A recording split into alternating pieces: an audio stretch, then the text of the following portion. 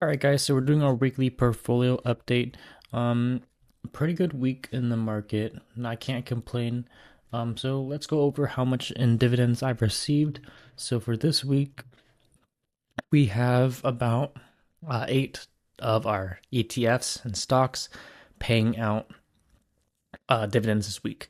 So as we can see, we have SPY, which is one of our safer investments. It doesn't have as high of a dividend. It's around 12% annually, but it does have some stock appreciation, which is why I am adding to this position. And as we can see, it is paying, in this column, it's the dividend per share. So in this week, it's paying 51 cents per share, and we made almost $13 for that ETF. So next we have YMAG, and YMAG didn't do as good as we were hoping. 280 shares, paying 10 cents per share. We made $28 this week on YMAG. YMAX, on the other hand, did a little bit better, and we have both YMAX and YMAG because they do vary in their dividend payouts, and it is great for diversification for these YieldMax ETFs. So 275 shares at 17 cents per share, making $47, which is a pretty nice dividend for this week. Next, we have XDTE, which is a RoundHill ETF, 0 days to expiry on the covered calls for S&P 500. One of our favorite positions, we have 125 shares paying $21 per share, and we got $26 for this week. Next, we have our Group A YieldMax ETF, which is TSLY. We're holding 200 shares. We're not reinvesting into TSLY, but we are just going to write it out and collect that nice dividend income. 71 cents per share. A lot of people are disappointed with this dividend payout because keep in mind, this is a monthly paying dividend ETF. So it's only paying out 71 cents per share.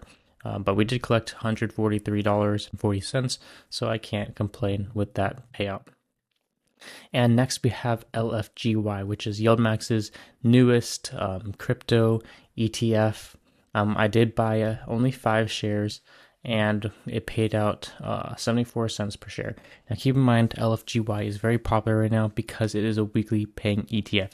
So if it is paying out 74 cents per share every single week, that is a great payout.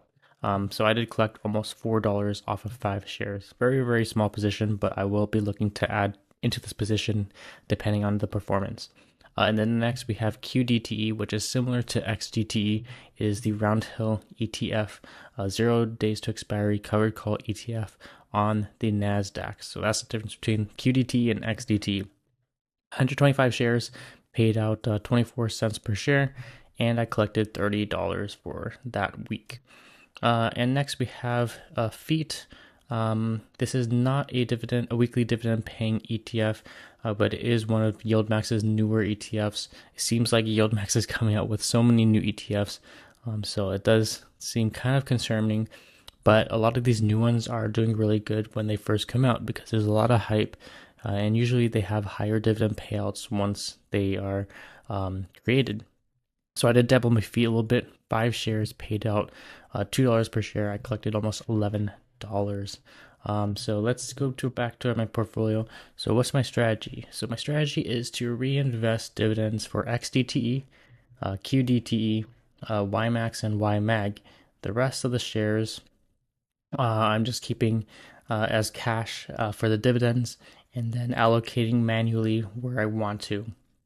I am also going to be adding more to my SPY position, as well as QQQI. Those are going to be my backbone, my foundation of my portfolio. They're very safe. Let's pull up the chart for SPY. And unlike YieldMax ETFs, this has a very nice stock appreciation. So you are getting a little bit of growth, which is what the goal is with this ETF. But it does pay out slightly lower than something, say, XDTE. So you want to be a little bit safer. That's the ETF for you. We also have QQQI, which is a similar one. If we go to the max, it does have great stock appreciation, and it does pay out a dividend of around 13 or 14%. So not too shabby. It pays out every month, and overall, it's a great ETF to be a little bit safer. And of course, we are also selling covered calls on some of our ETFs. MSTY now opened up a weekly options chain, so we are looking to sell some covered calls on our 200 shares of MSTY, as well as some of our other stocks and ETFs if there's enough volume. So it's a great strategy for collecting some premium in addition to our dividend income to really double down on our payments that we're receiving every single week or every single month from these ETFs.